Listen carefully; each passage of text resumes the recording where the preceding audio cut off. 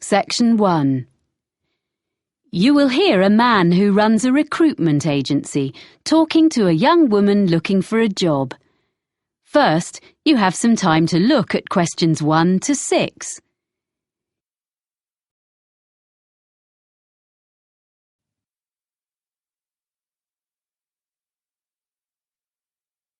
You will see that there is an example that has been done for you. On this occasion only, the conversation relating to this will be played first. Hello, Edwina, is it? Have a seat. Yes, Edwina. Thanks. I'm looking for a job as a nanny. I like working with children. I talked to you yesterday. Oh, yes. Well, we covered most of the ground on the phone yesterday. I've got a form I need to complete for my records. So, you're Edwina Riley, and how should we contact you? The woman's name is Edwina Riley, so Riley has been written in the space. Now we shall begin. You should answer the questions as you listen, because you will not hear the recording a second time. Listen carefully and answer questions 1 to 6. Hello, Edwina, is it? Have a seat. Yes, Edwina. Thanks. I'm looking for a job as a nanny. I like working with children. I talked to you yesterday. Oh, yes. Well, we covered most of the ground on the phone yesterday. I've got a form I need to complete for my records.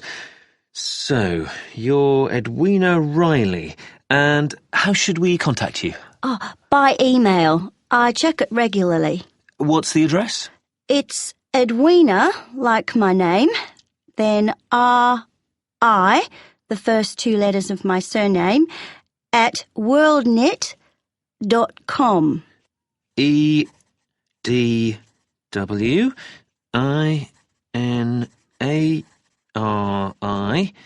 at worldnet.com? Yes. Good. And you're from Australia? Actually, I'm a New Zealander. Oh, I'm sorry. I bet it's really irritating being told you're an Australian.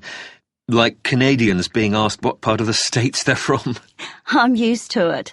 It happens to us all the time. And now, you said on the phone that you could bring me some references. One from someone who's known you in a professional capacity and one personal one. Oh, yeah. Here's one from John Keane, who was the manager at the Play Center in Wellington, where I worked for 3 years after I left school. It's got all his contact details on. Thank you. So, this was your last employer? Yes, apart from a bit of waitressing recently, but that was just temporary. I'm sure John will answer any questions if you contact him. We do run checks, yes. And a personal reference? Oh, you can contact the friend of my mother's I'm staying with here in London, Eileen Dorsini. She's a professor. She's known me all my life because she used to be our neighbour back home when she was a primary school teacher there. Now she's working here at the Institute of Education. Oh, good. I've got her contact details here for you. Thanks. I think I have some jobs to suit you. Oh, do you have any practical qualifications, by the way? Life-saving, music, anything? I've got an up-to-date first aid certificate. I did a course when I was working. That's good. First aid. Anything else? Well, I've got a driving licence, as I told you on the phone, but that's not special, you said. Almost everyone needs that, really. I've got a sailing qualification. It's a certificate of competence. So you're a yachtswoman? I love sailing. Well, I'll note you have a certificate. Before you hear the rest of the conversation, you have some time to look at questions 7 to 10.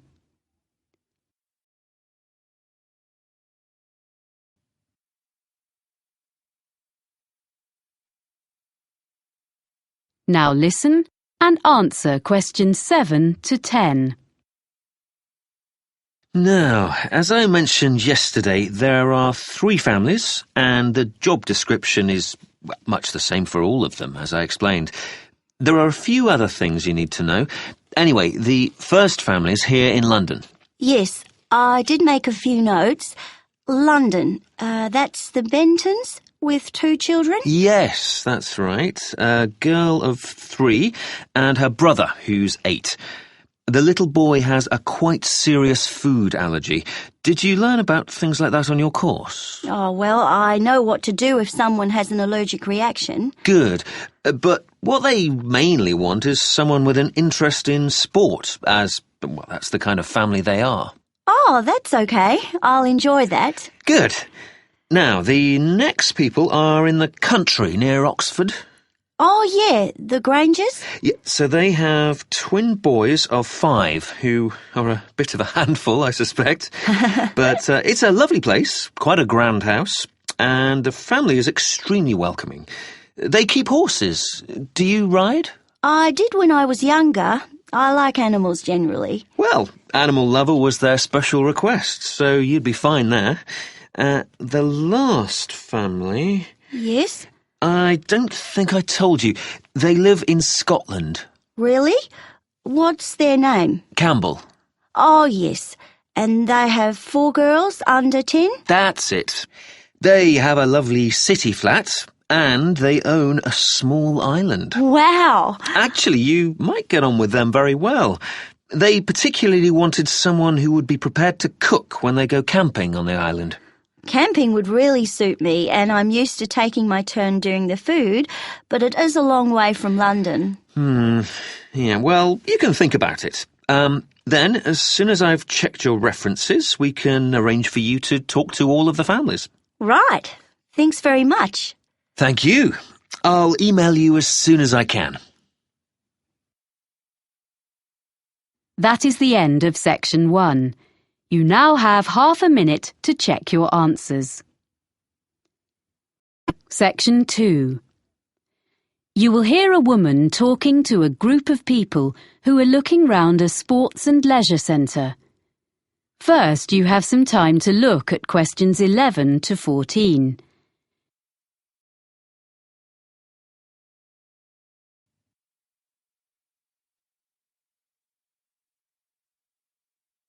Now listen and answer questions 11 to 14. Ladies and gentlemen, I'm very pleased to be able to welcome you to Cityscope, our lovely modern sports and leisure facility. I've brought you up to the rooftop cafe on top of the stadium so that you can enjoy the view while I explain briefly what we have here and point out to you the major features of the site. Then we'll go round and have a look at ground level. Oh, that'd be interesting. I'm glad. We're extremely proud of this new facility. You see, when the project was first discussed, we expected that a multinational company would give us half our funding, and the central government grant would make up most of the rest, with a smaller contribution from local business. Well, we'd got quite far into the planning stage when the multinational pulled out, and both central and local government decided they couldn't afford anything. So, we ended up with a beautiful project, a small amount of sponsorship promised by local organisations, and nothing else. We thought we'd never build it, but at the last moment, we had an amazing donation of several £million from a national transport company, and that got us going again, and we managed to get all the rest from local fundraising. There's hardly a street in the city that hasn't made its contribution one way or another. So there's a true sense of local ownership here. So, this is what we got. We wanted a new stadium because the 1950s football stadium is on the other side of town and is shortly due to be pulled down and built over. This site was the old airport, with some playing fields on one side of it, and a few buildings from the 1930s when the airfield first opened. So, we were able to plan a new stadium with plenty of room for all the things people wanted. The playing fields have been upgraded and refenced, so they are now a set of top-quality outdoor pitches for amateur football, hockey and so on. We have both sports and other entertainments here. We want to encourage all kinds of people onto the site and hope some of them may come to use the cinema or the cafe and end up trying the fitness centre. These are all grouped together. The cafe is in the original 1930s passenger hall, and the architects have managed to retain some of the elegant style of the building. The other buildings, like the control tower, which would have made a great feature, and the aircraft hangars, which we had hoped might house the fitness centre, were unfortunately not structurally sound enough to preserve. So, everything else is newly built, opened in 2010. Before you hear the rest of the talk, you have some time to look at questions 15 to 20.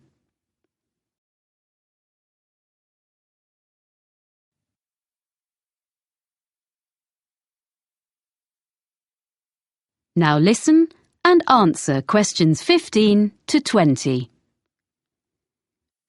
Right. Now, if you'd like to gather a little closer to the window, I'll point out the various buildings. Very nice. We're at the highest point of the stadium here in the rooftop cafe, on the opposite side to the main entrance doors. On our left, you can see two buildings just beyond the end of the stadium. The closest one is the business centre, used for meetings and conferences and so on, which provides a good source of revenue for the upkeep of the sports facilities. And next to the business centre, the bigger building is the hotel, which is rented from us by an independent company. As you see, they are served by the perimeter road, which runs round 3/4 of the site. Now, coming round to the front of the building, immediately in front of the entrance, that circular open space at the end of the road is the transport hub. From here, there are buses and a monorail link to the free car park, about 10 minutes from here, but you can't see that. There's also a large secure cycle park. Oh, and disabled parking, of course. People find it's very convenient and it keeps the site virtually car-free. OK, now if you look as far as you can over to the right, beyond the buildings, you can see our outdoor pitches, which I mentioned earlier. Between the pitches and the entrance is a little kind of pedestrian plaza. Are you with me? OK, with the cinema in the building furthest away from us, next to the pitches. Then there's the 10-pin bowling between the cinema and the road. Near the far end of the perimeter road and between the mini roundabout and the pitches, there's our fitness centre with all kinds of equipment and a small pool and changing rooms for teams using the pitches. Then, joined onto the stadium, next to the entrance, is a range of small shops, which all specialise in sports equipment, clothes, shoes. They sell toys and so on as well, all that sort of thing. They seem to be doing well. As you see, the service road goes right round, but we keep the traffic and the pedestrians well apart. So it's all very relaxed round the plaza, popular with families. And just in front of the bowling is our lovely restaurant. You can see it from here. It's that building on the plaza between us and the bowling. It's open all day and in the evenings. There's quite a queue there at weekends, I'm pleased to say. So, now you've got the layout, we can go and have a closer look at everything. Oh, nice. That is the end of section 2. You now have half a minute to check your answers. Section 3. You will hear two people called Chloe and Ivan talking about a business studies course. First, you have some time to look at questions 21 to 25.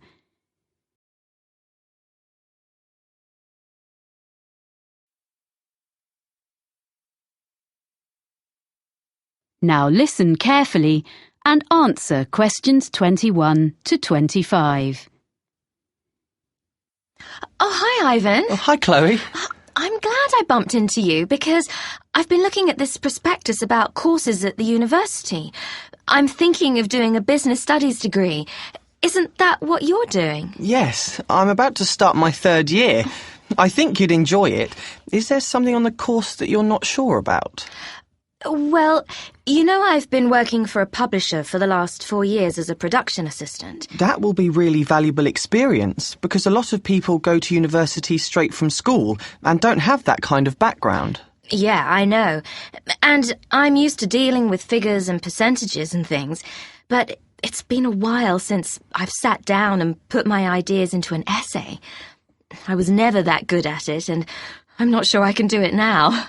But you did okay at school, so I'm sure you'll soon get into it again. I was worried about different things when I started, like if I'd be able to use all the computer programs. But you only really need the basics.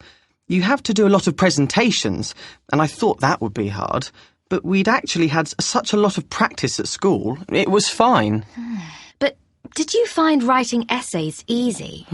It was okay, but I was hopeless at getting them in by the deadline. And I was always late for lectures, so I had to work hard at that, and I tend to be early now. It's good that you've sorted yourself out before you go and get a job, or you might not have it very long. I think the course looks really interesting. It is. And it also gave me the chance to spend 6 months working in a local business last year. That's not so important for me, unless I could go abroad to use my foreign languages. But that doesn't seem to be on offer, which is a shame. What really appeals to me, though, is the idea of being assessed throughout the year. I think that's a much more productive way of learning, instead of everything being decided in an exam at the end. It's good for people like you who are hard-working all year round. You'll be spending all your time in the library. They've just expanded it too. That's good. Well, yes and no. They've made the study area bigger, but it means they've taken some of the magazines and periodicals away. So I think it was better as it was. The university is expanding all the time, and there are lots of new courses coming next year. Well, that's great news, isn't it? It means the college will have a better reputation, as more people will hear about it. So that's good for us. I agree, but they really need to add more lecture rooms, as we often have lectures in tiny rooms. Well, you obviously think overall it's a good place to do a degree. I should probably go and have a look round. Well, it's holidays now, and there's not much going on there. Oh, so it's probably not worth going in now. But you could email my tutor. I know he'd be happy to answer any questions. I can give you his email address. I looked at quite a lot of other universities and read loads of prospectuses, but I thought this one was the best. Before you hear the rest of the conversation, you have some time to look at questions 26 to 30.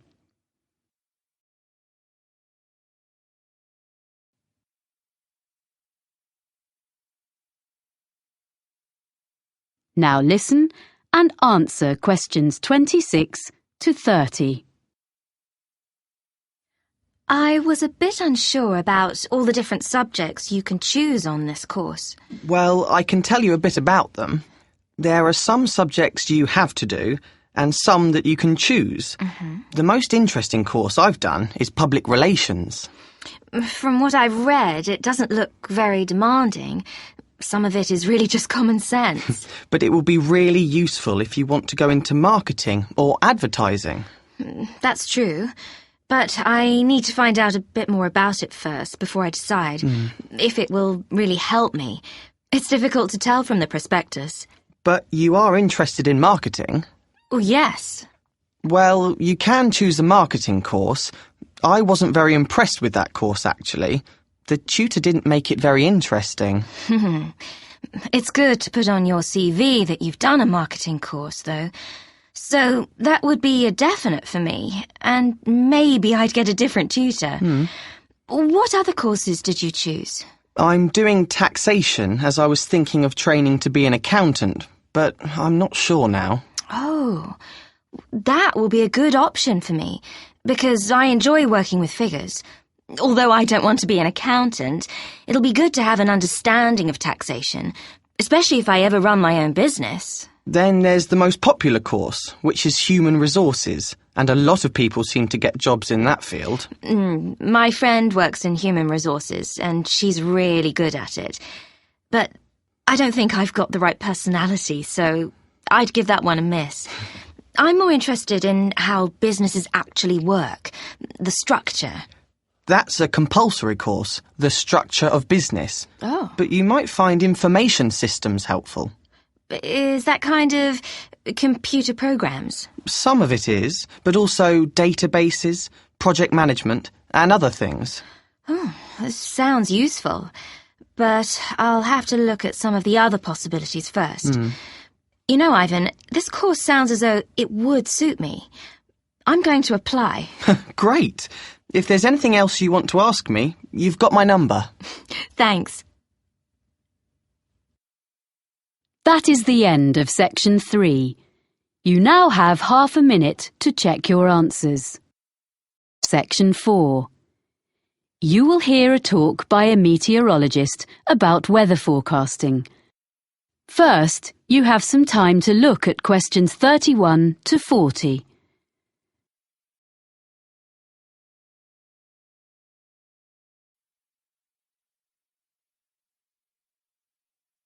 Now listen carefully and answer questions 31 to 40. I work for the National Weather Service, and as part of your course on weather patterns, I've been asked to talk to you about how we predict the weather. We're so used to switching on our TVs and getting an up-to-date weather forecast at any time of day or night that we probably forget that this level of sophistication has only been achieved in the last few decades, and weather forecasting is actually an ancient art. So I want to start by looking back into history. The earliest weather forecasts appeared in the 1500s in almanacs, which were lists of information produced every year.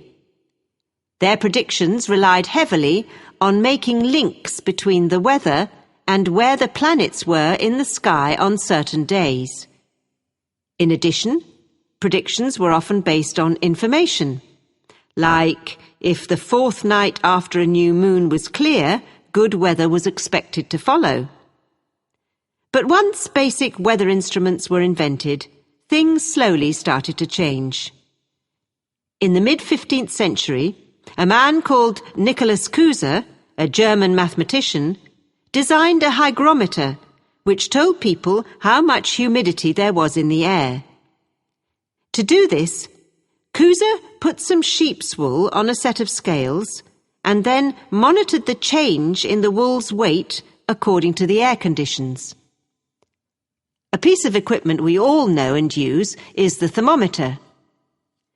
Changes in temperature couldn't really be measured until the Italian Galileo Galilei invented his thermometer in 1593. It wasn't like a modern-day thermometer because it had water inside it instead of mercury.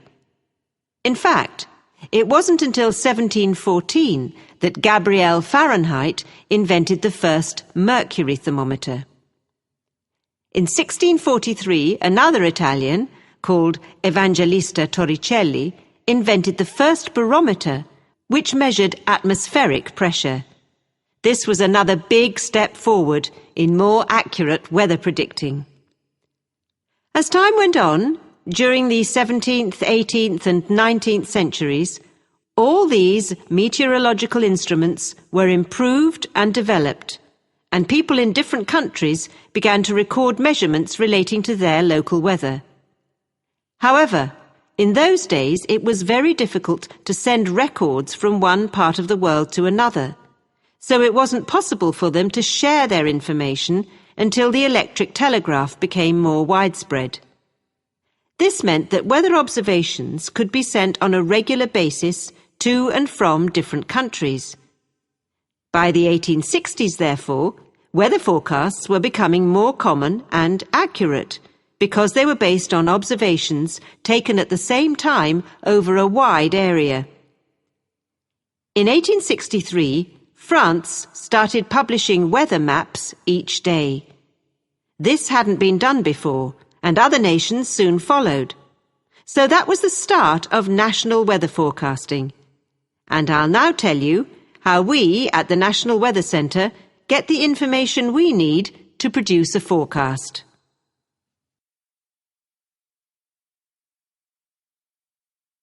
Even today, one of the most important methods we use is observations, which tell us what the weather is doing right now. Observation reports are sent automatically from equipment at a number of weather stations in different parts of the country. They are nearly all based at airports, although a few are in urban centres. The equipment senses temperature, humidity, pressure, and wind speed direction. Meteorologists also rely really heavily on satellites, which send images to our computer screens. What we see on our screens is bright colours. Orange represents dry air, and bright blue shows moisture levels in the atmosphere. The satellites are located 22,000 miles above the surface of the Earth, and it's amazing that despite that distance, it's possible for us to make out an individual cloud and follow it as it moves across the landscape. In addition to collecting data from the ground, we need to know what's happening in the upper levels of the atmosphere. So a couple of times a day, from many sites across the country, we send radio sondes into the air. A radio sonde is a box containing a package of equipment, and it hangs from a balloon which is filled with gas. Data is transmitted back to the weather station. Finally, radar. This was first used over 150 years ago and still is. New advances are being made all the time, and it is one method for detecting and monitoring the progress of hurricanes. Crucial information is shown by different colours representing speed and direction. Radar is also used by aircraft, of course. All this information from different sources is put into computer models, which are like massive computer programs. Sometimes they all give us the same story, and sometimes we have to use our own experience to decide which is showing the most accurate forecast, which we then pass on to you. So, I hope next time you watch the weather forecast, you'll think about how we meteorologists spend our time. And maybe I've persuaded some of you to study meteorology in more depth. That is the end of section 4. You now have half a minute to check your answers.